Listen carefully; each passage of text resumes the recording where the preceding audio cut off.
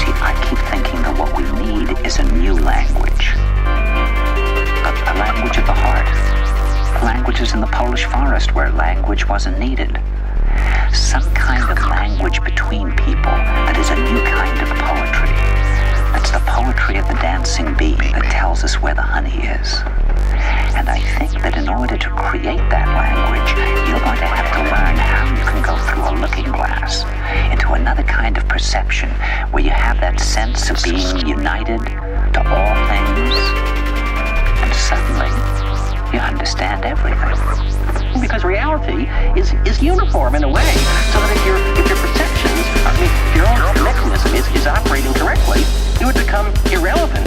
Why do you think that is? I mean, why is that? I mean, is it just because people are lazy today, or they're bored? I mean, are we just like bored, spoiled children who just been lying in the bathtub all day, just playing with their plastic duck, and now they're just thinking, well, what can I do? Okay, yes, we are bored. We're all bored now. But has it ever occurred to you, Wally, that the process that creates this boredom that we see in the world now may very well be a self-perpetuating, unconscious form of brainwashing created by a world totalitarian government based on money, and that all of this is much more dangerous than one thinks, and it's not just a question of individual survival, Wally, but that somebody who's bored is asleep, and somebody who's asleep will not say no.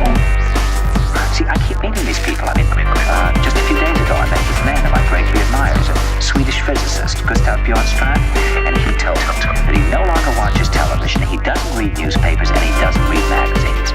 He's completely cut them out of his life because he really does feel that we're living in some kind of Orwellian nightmare now, and that everything that you hear now contributes to turning you into a robot.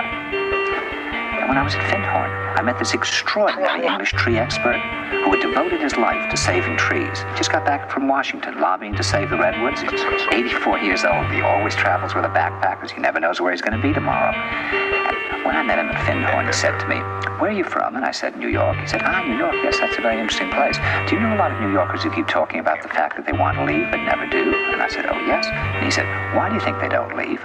I gave him different banal theories. He said, "Oh, I don't think it's that way at all." He said, "I think that New York is the new model for the new concentration camp, where the camp has been built by the inmates themselves, and the inmates are the guards, and they have this pride in this thing they've built. They've built their own prison, and so they exist in a state of schizophrenia, where they are both guards and prisoners, and as a result, they no longer have, having been lobotomized, the capacity to leave the prison they've made, or to even see it as a prison." And then he went into his pocket and he took out a seed for a tree and he said, "This is a pine tree." He put it in my hand and he said, "Escape before it's too late."